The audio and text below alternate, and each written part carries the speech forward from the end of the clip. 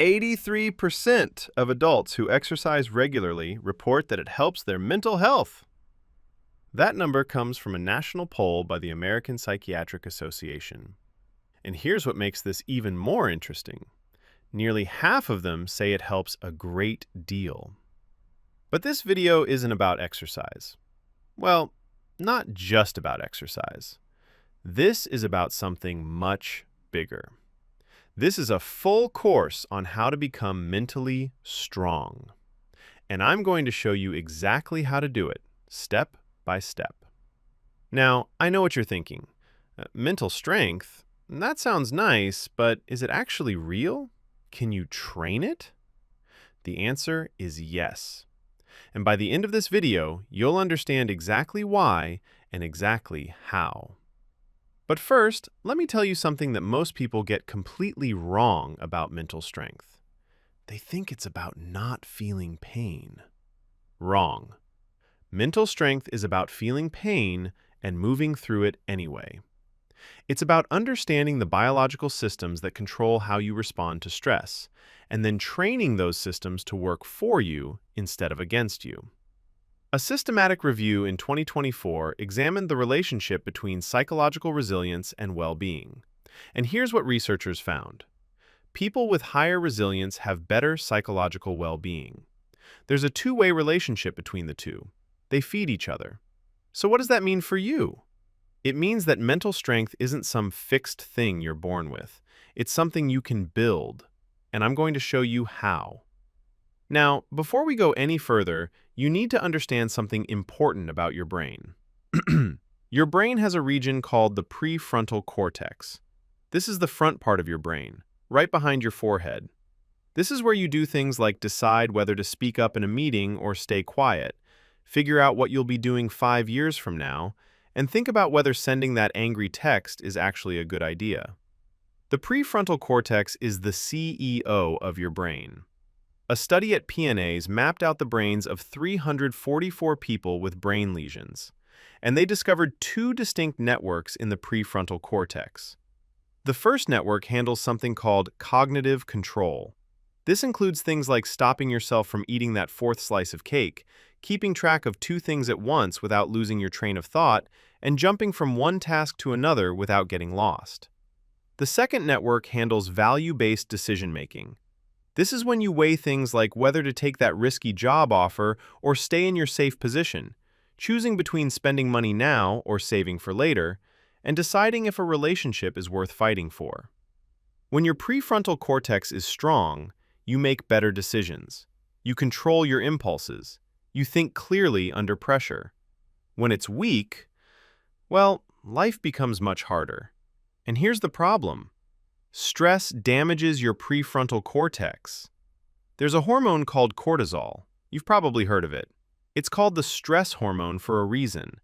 A study of more than 2,000 people, most of them in their 40s, found something alarming. Those with the highest levels of cortisol performed worse on tests of memory, organization, visual perception, and attention. And it gets worse. Higher cortisol was also linked to physical changes in the brain, changes that are often seen as precursors to Alzheimer's disease. Now, I'm not telling you this to scare you. I'm telling you because you need to understand what's happening inside your body.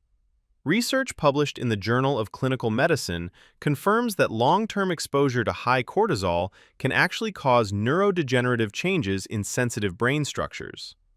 In simple words, chronic stress can damage your brain. But here's the good news. Your brain has something called neuroplasticity. This means your brain can change.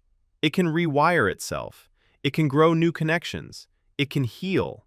And there are specific things you can do to make this happen. Now, I'm going to share 7 steps with you today. 7 ways to build mental strength that are backed by science. Not theory, not opinion, science. And I promise you, step number 5 will completely change how you think about stress. But we'll get to that. Let's start with step 1. Step 1. Move your body. I know, you've heard this a million times. Exercise is good for you, blah, blah, blah. But do you know why exercise builds mental strength? A meta-analysis from 2018 looked at over 260,000 people, and they found that individuals who exercised regularly had significantly lower odds of developing depression. Not a little lower, significantly lower. But here's the part most people miss. Aerobic exercise actually increases the size of your hippocampus. The hippocampus is the part of your brain responsible for memory and learning. And according to research, exercise can make it bigger, even in older adults. A 2024 meta-analysis published in Frontiers in Public Health examined the relationship between physical activity and mental health. They found that resilience, the ability to bounce back from hard times, mediates the relationship between exercise and mental health. In other words, exercise builds resilience, and resilience improves mental health. But how? Research shows that physical activity increases something called brain-derived neurotrophic factor, or BDNF. Think of BDNF as fertilizer for your brain. It helps your brain cells grow, it protects existing neurons, and it improves connections between brain regions. Exercise also releases endorphins, serotonin, dopamine, and norepinephrine. These are neurotransmitters, chemicals that make you feel good. They improve your mood, they sharpen your focus, they give you energy. And get this, a brand new study published in November 2025 in Molecular Psychiatry found that just 30 minutes of exercise can produce immediate antidepressant effects. They discovered a hormone called adiponectin. It's released by fat cells during exercise. This hormone travels to your brain and changes neural plasticity to improve your mood. So, when people say exercise makes me feel better, they're not imagining it. It's real, it's biological, it's measurable. Now, how much exercise do you need? The Physical Activity Guidelines for Americans recommend at least 150 minutes of moderate intensity aerobic activity per week. That's about 22 minutes per day. But here's the beautiful part. Even short bursts work. 3 10-minute walks per day offer the same mental health benefits as one longer session. So if you can walk to the coffee shop in the morning, stroll around the block at lunch, and take a quick walk after dinner, you've done enough. All right, that's step 1. Now let's move to step 2. Step 2, protect your sleep. Sleep. The thing everyone knows they need, but so few actually protect. Listen to me carefully. Research from Stanford Medicine shows that people with insomnia are 10 times more likely to have depression and 17 times more likely to have anxiety. Let those numbers sink in. 10 times, 17 times.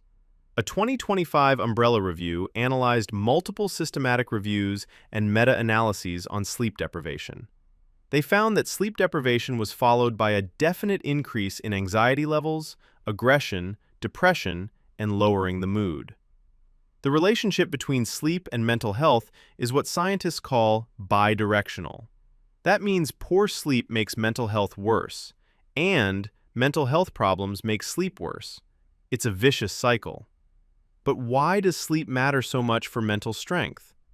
Brain imaging studies show that long-term sleep deprivation alters functional connectivity between the prefrontal cortex, hippocampus, and another key brain region responsible for emotional processing. Remember the prefrontal cortex, the CEO of your brain?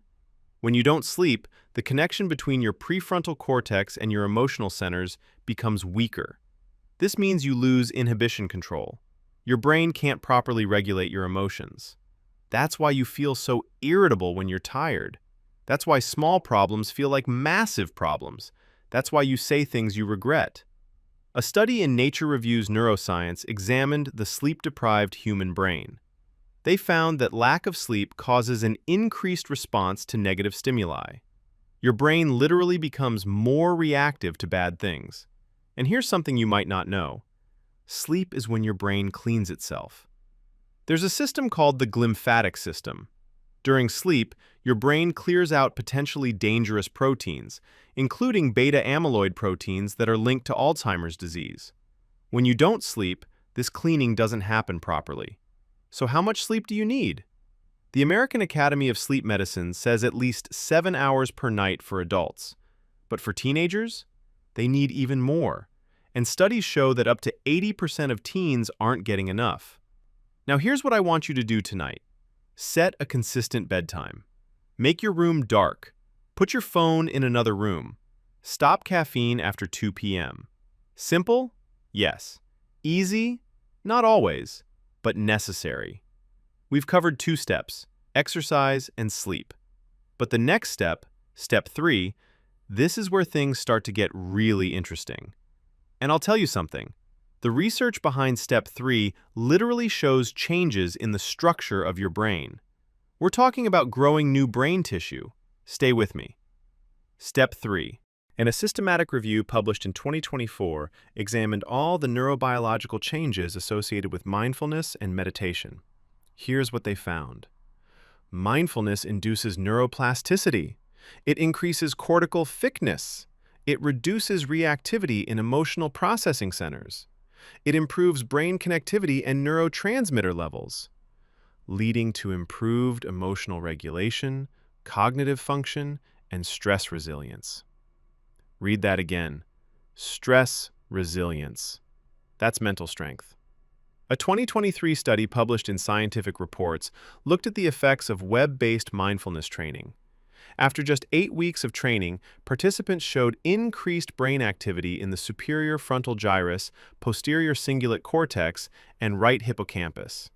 Their stress levels went down, their anxiety went down, and the changes in their brains were visible on brain scans. Research from Gerber and Matuszek in 2023 found that mindfulness-based interventions can bring about significant changes in brain regions that are vulnerable to stress, including the prefrontal cortex. Remember, that's the CEO of your brain, the decision maker, the impulse controller. Mindfulness makes it stronger. A meta-analysis by Hsu and Yu in 2023 reported that mindfulness practice is associated with increased cortical thickness in brain areas responsible for attention and self-regulation. Your brain literally grows thicker. And here's the really cool part. Even short-term mindfulness works. A 4-day mindfulness retreat showed improvement in executive control and increased activation in the right anterior cingulate cortex and dorsolateral prefrontal cortex. 4 days. Now, how do you actually practice mindfulness? Start simple. Sit somewhere quiet. Close your eyes. Focus on your breathing. Feel the air coming in through your nose. Feel it going out. When your mind wanders, and it will wander, just notice that. No judgment. And bring your attention back to your breath. That's it. Do this for 5 minutes a day, then 10, then 15. Research from the University of Haifa found that long-term mindfulness meditators spend more time in brain states associated with sensory perception and attention. Their brains become better at focusing. All right, 3 steps down, 4 to go. And the next step? This one involves actually changing your thoughts, rewiring how you perceive the world. Let's keep going. Step 4, practice gratitude.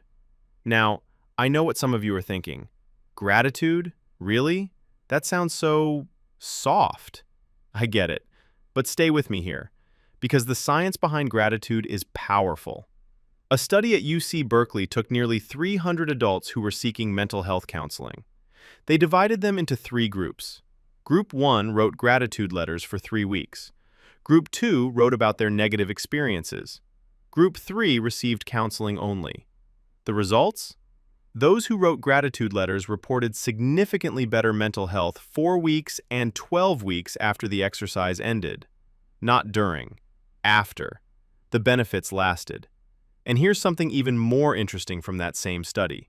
The researchers used brain scans to look at what was happening inside participants' heads. And they found that gratitude practice actually changed brain activity. People who practiced gratitude showed different patterns when they experienced gratitude later. The brain was literally learning to be more grateful.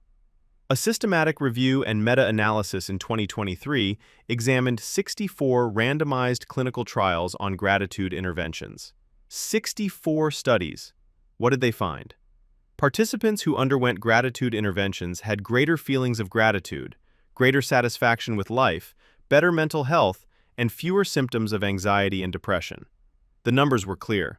About 6% higher satisfaction with life, about 6% better mental health, about 7% lower anxiety and depression scores. Now, 6 or 7% might not sound like much, but think about it this way. If you were 7% less anxious every single day, how different would your life feel after a month, after a year, after 10 years? According to neuroscience research, when you experience gratitude, it activates reward circuits in your brain. Areas associated with social interaction and moral cognition light up. Changes happen in the medial prefrontal cortex, posteromedial cortex, insular cortex, and nucleus accumbens, which is a brain region central to the reward system. Gratitude literally activates your brain's reward center. A psychiatrist at the University of Utah explains it simply. Expressing gratitude boosts dopamine and serotonin. These are neurotransmitters that improve your mood immediately. They give you feelings of pleasure, happiness, and well-being. And here's the thing. Each day you practice gratitude, you help strengthen neural pathways. Remember what cortisol does to your brain? It damages it. Gratitude protects you. Studies have found that participants who felt grateful showed a reduction in cortisol levels. They had stronger cardiac functioning. They were more resilient to emotional setbacks. So, how do you practice gratitude? It's simple. Keep a journal. Every night before bed, write down 3 things you're grateful for. They don't have to be big things. Maybe it's the taste of your morning coffee. Maybe it's a text from a friend. Maybe it's the fact that you woke up today. Another way? Write a thank you letter to someone who has helped you. You don't even have to send it. The act of writing it creates benefits. Or try this. Stand in front of a mirror each morning and say 5 things you appreciate about yourself. Sounds awkward? Research suggests it works. All right, 4 steps down. Now, step 5 is going to surprise you. Because step 5 involves something most people avoid. Something uncomfortable. Something that will make you want to quit. But the science is absolutely incredible. Step 5. Embrace controlled stress through cold exposure. Wait. Did I just say to add stress to build mental strength? Yes, I did. But not just any stress. Controlled stress. A landmark study measured what happens when you immerse yourself in cold water at 14 degrees Celsius. That's about 57 degrees Fahrenheit. The results? Plasma norepinephrine increased by 530%. Plasma dopamine increased by 250%. 530% increase in norepinephrine. 250% increase in dopamine. Those are the same neurotransmitters that antidepressant medications target. Research published in the Journal of Neuropsychiatry and Clinical Neurosciences explains that cold water immersion triggers the release of important hormones and neurotransmitters: dopamine, serotonin, cortisol, norepinephrine, and beta endorphins. These are all linked to modulation of neural responses to stress and emotion-related circuits. A 2023 study put 33 healthy adults in 20 degrees Celsius water for 5 minutes. After the cold water bath, participants reported feeling more active, more alert, more attentive, more proud, and more inspired. They felt less distressed and less nervous. And the changes in positive emotions were associated with increased connectivity between brain areas involved in attention control, emotion, and self-regulation. The researchers noted something important. The positive changes in mood after cold water immersion target mood states that are typically reduced in depressive disorders: reduced energy, low motivation, decreased alertness, emotional disturbance. Cold water helps with all of these. A recent survey of regular cold water swimmers found that 59% reported a significant reduction in depressive symptoms. But here's what I find most fascinating. Neuroscientist Andrew Huberman explains that when you force yourself to embrace the stress of cold exposure, you exert what's called top-down control over deeper brain centers. This process involves your prefrontal cortex. Remember, the CEO of your brain, the area responsible for planning and suppressing impulsivity. That top-down control is the basis of what people call resilience and grit. And the really important part? This skill carries over to situations outside of the cold. Huberman notes that deliberate cold exposure allows you to cope better and maintain a calm, clear mind when confronted with real-world stressors. So when your boss yells at you, when you get unexpected bad news, when life throws something painful at you, your brain is trained to stay calm. The cold trains you for life. A 2025 analysis found that after roughly 12 hours of total cold water immersion over time, people's stress levels dropped and their sleep quality improved. And a randomized trial in the Netherlands with more than 3,000 participants found something remarkable.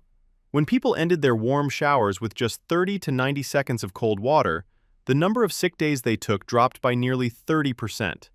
Now, how do you actually do this? Don't worry, you don't need to jump into an ice bath on day one. Start with your normal warm shower. At the end of your shower, turn the water to cold for 30 seconds. Just 30 seconds. It will feel uncomfortable. You will want to turn it off, but stay with it. Over time, extend it to 1 minute, then 2, then 3. According to experts, you can start at around 68 to 70 degrees Fahrenheit and gradually lower the temperature as your body adapts. The key is to find a temperature that feels very cold to you, but one where you can stay in for at least a minute. Dr. Neha Pathak explains that repeated cold exposure trains your body to transition between fight or flight and rest and digest states. That physiological flexibility translates into more emotional and psychological resilience. Consistency matters more than intensity. All right, 5 steps complete, 2 more to go. And step 6? This one might be the most important of all, because humans are social creatures, and science shows that our brains are literally wired for connection. Step 6. Build strong social connections. A major systematic review examined resilience factors across thousands of people. They looked at what predicted who would bounce back from stress and who wouldn't. One factor stood out: perceived social support. People who felt supported by family and friends were more resilient. Research on psychological resilience found something powerful.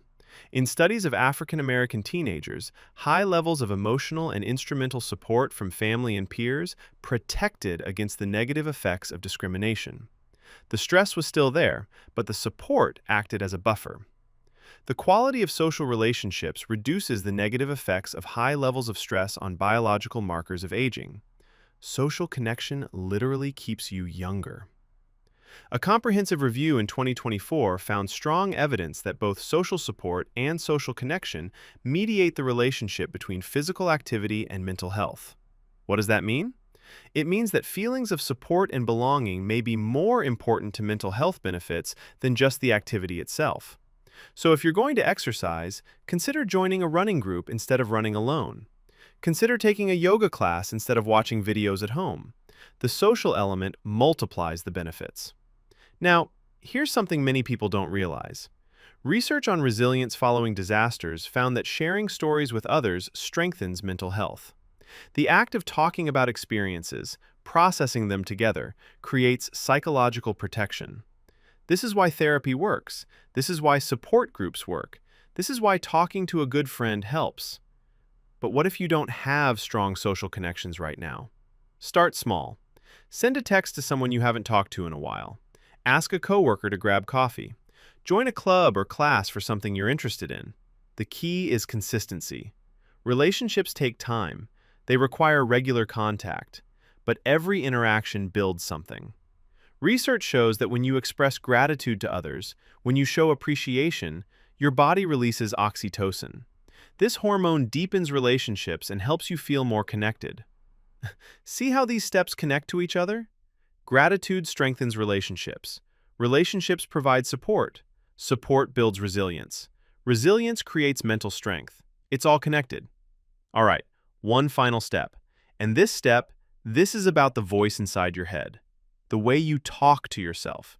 Because that voice, it can be your greatest ally or your worst enemy. Step 7.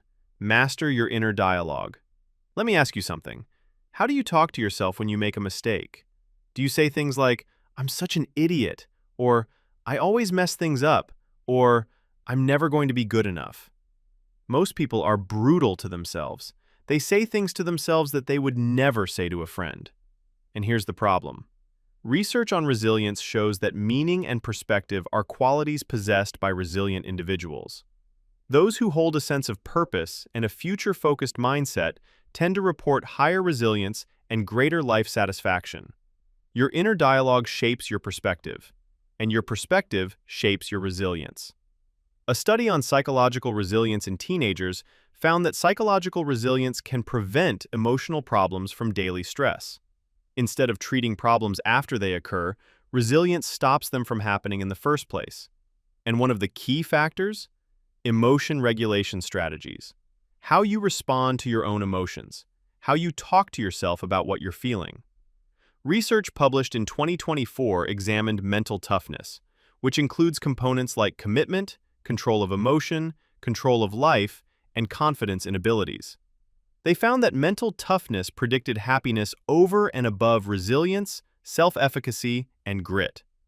Mental toughness was the strongest predictor, and mental toughness includes how you control your emotions and how you perceive control over your life. That starts with your inner dialogue. Now, how do you actually change that inner voice? First, become aware of it. Notice when you're being harsh with yourself. Notice the specific words you use. Most people aren't even conscious of their negative self-talk.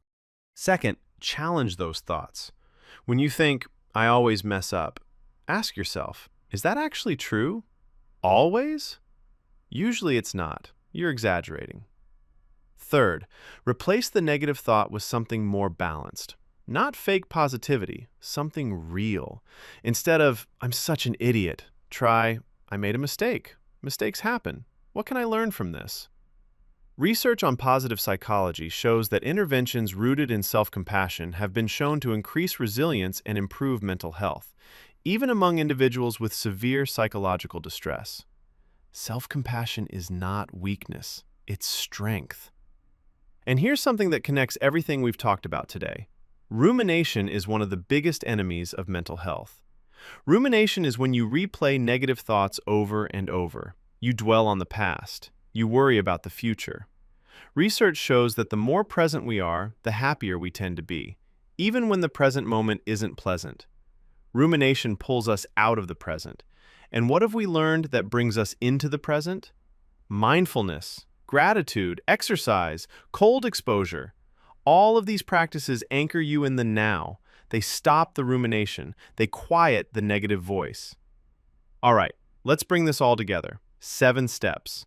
1. Move your body, at least 22 minutes a day. Get your heart rate up, grow your hippocampus, release those feel-good chemicals. 2.